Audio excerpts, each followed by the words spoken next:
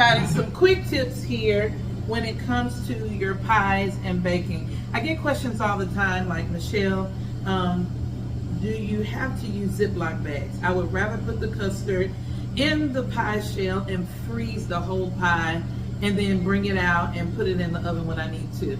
I think that's perfectly fine if you want to use that approach. The couple of things that I would advise with that is, number one, make sure that that pie, the shell and the custard, are completely unfrozen before you put it in the oven. The last thing you want to do is put a pie that is unbaked but still halfway frozen in the pie. It's going to make your pie runny. It's going to have to bake longer, and more than likely you're going to burn your crust waiting for some of that liquid to evaporate. So just be careful if you do that.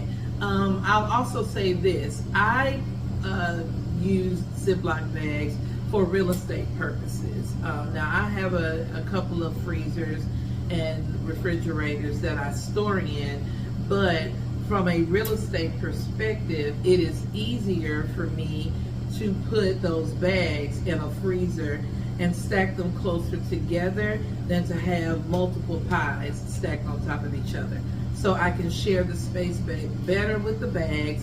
I can control when they unthaw, and I can control the access to the pie shells and things a little bit better. But sure, you can use whichever way works for you based on your volume, based on the demand. But I will tell you, that has worked for me even outside of the holidays. Go on and get on a regular pattern of backfilling your inventory, because once you start selling your desserts, let's just already claim that your desserts are going to be wonderful and everybody's going to want them on a regular basis. You do not have the time to stand on your feet and get 50 pies done at one time.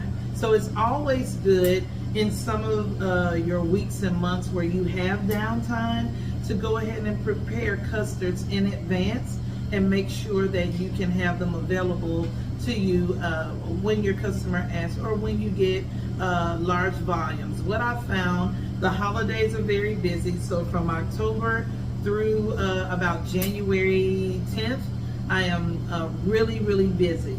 Usually after January, it starts to taper off. People have made New Year's resolutions. They don't want to eat as many sweets and things like that. So you have time to do administrative work, to do paperwork, to do taxes, to do all those things. But you can also spend a couple of hours a week, you know, making up that extra fudge custard or making up that extra pecan pie custard, and just go on and freeze them. They last. Pie custards for sweet potato, pecan, chocolate fudge, buttermilk, and pumpkin can last up to a year. They can last up to a year. So feel free to go ahead and start making custard that you can put in your freezer and make sure that they're zipped properly, labeled properly, and there's your inventory for your pies there. The other thing, what was the other thing that I was going to mention? See, I knew I would remember it. I knew I would remember it. So every now and then, and I'm sitting down because I need a break. Every now and then you will make additional custard, no matter what it is. You'll just have a little bit left over. I always tell my bakers, nothing is ever wasted. Now you can do like me sometimes, and I'll make something smaller for my husband or for my daughter and things of that nature. But you can also take those that extra custard and create, they're all online, and I'll put the links below. But some stores sell 1-inch pies as well as 3 and 5-inch pies. Here at Batter and Bowl Bakery, through the Market Wagon platform, we sell 5-inch pies as well as the 9-inch that you saw in the oven there. Take those extra pie custards and make smaller pies, smaller treats. And you can, what I used to do and still do from time to time, I would get a small 1-inch pie, which is about the size. Let me show you guys what the size of a 1-inch. Maybe a little smaller than this, but like a 1-inch pie is about the size of that spoon. If you can see that, it's about that size. I'm gonna bring it closer because it actually looks bigger than what it is. It really is. I mean, my finger can reach, it's 1 index finger wide, right? So that may be a little bit wider than a 1-inch, maybe a 2.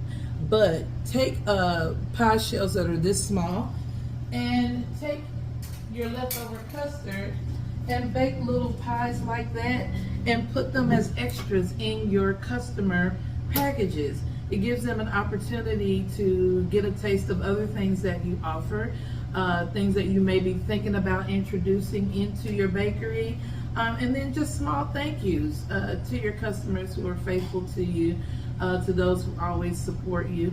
And I always use it as a calling card as well. You know, if there are customers that I know always order the chocolate cake, then I'll say, well, you know what, maybe you'll like the chocolate fudge pie as well. And I'll put a little, you know, lanyard in their order and let them taste it. And you know, most customers love it. They like the appreciation of it, and it opens up new doors and opportunities for new customers. So that's one thing I wanted to share as well. So thank you. Enjoy. Have fun baking.